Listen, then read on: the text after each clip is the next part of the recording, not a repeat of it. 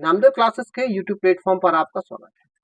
आज हम चर्चा करने वाले हैं मल्हार पाठ्य पुस्तक, जो कक्षा 7th की पास पुस्तक होने वाली है।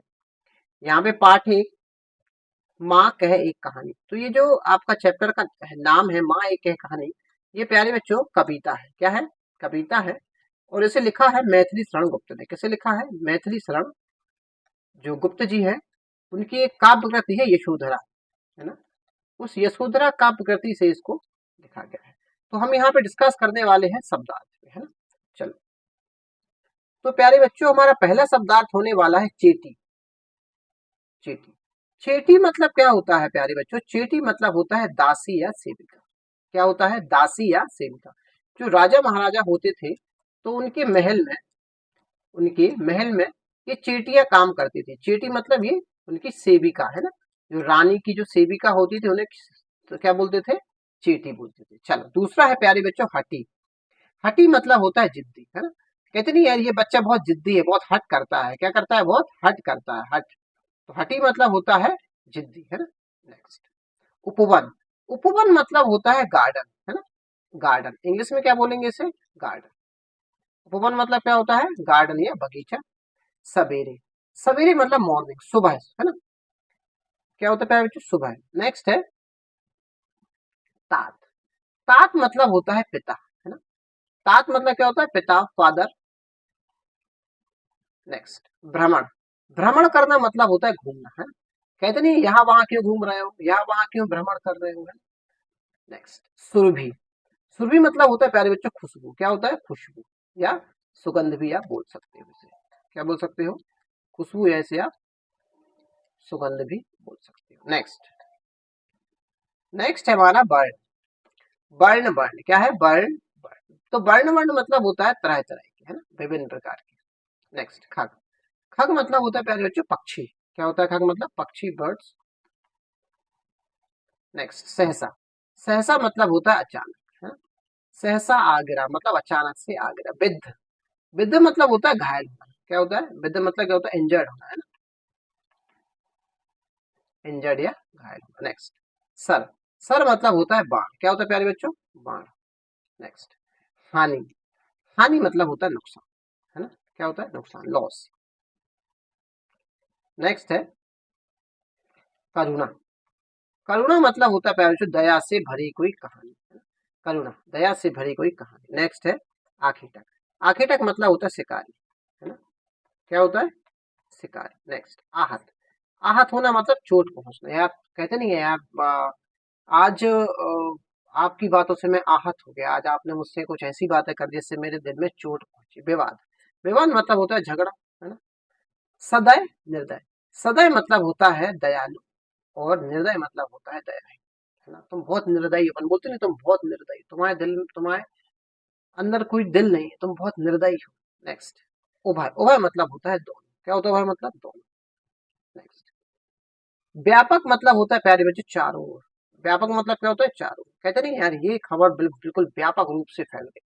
मतलब ये जो खबर है, ये व्यापक रूप से फैल गई। खबर व्यापक रूप से फैल गई। मतलब क्या होता है प्यारे बच्चों? व्यापक मतलब चारों ओर फैल गई। निर्भय। निर्भय मतलब होता है बिना डर के, है ना, बिना डर के। वाणी। वाणी मतलब होता है आवाज। निरपराध। निरपराध मतलब जिसका कोई दोष ना हो या जिसने कोई अपराध ना किया हो। दानी, दान करने वाला। उबारे। उबारे मतलब होता है बचाना। ठीक है, संकट से उबार। हम कहते हैं हे भगवान, हमें इस संकट से अब उबारो, मतलब हमें इस संकट से बचाओ। चलो, अब हम डिस्कस करेंगे हमारे प्रश्नोत्तर पर। जो हमारा पार्ट एक है प्यारे बच्चों, जो हमारा पार्ट एक, माँ कह एक कहानी।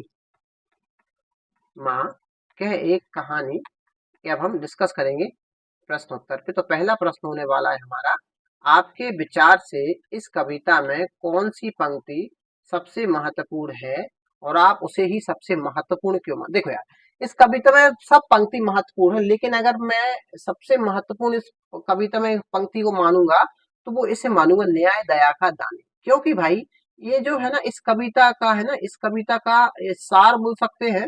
इस कविता का इसको सार बोल सकते हैं, या संदेश बोल सकते हैं, है ना, या शिक्षा बोल सकते हैं। 3 चीजें मैंने आपको बताई है ना, संदेश, सार या आप शिक्षा, इन तीनों में से कुछ भी बोल सकते हो। तो न्याय दया मतलब न्याय सदैव करुणा के साथ होना चाहिए। नेक्स्ट, आखिर तक और बच्चे के पिता के बीच तर्क वितर्क क्यों हुआ था, है ना, यहाँ पे तर्क वितर्क क्यों हुआ, है ना, ये आ है ना। तो देख लो प्यारे बच्चों, आखिर तक और उसके पिता के बीच तर्क वितर्क क्यों हुआ था, तो मैं आपको बता दूं क्यों हुआ था, देखेंगे हम बहुत अच्छे से। तो आखिर तक और बच्चे के पिता के बीच तर्क वितर्क इसीलिए हुआ था क्योंकि आखिर तक पक्षी को पाना चाहता था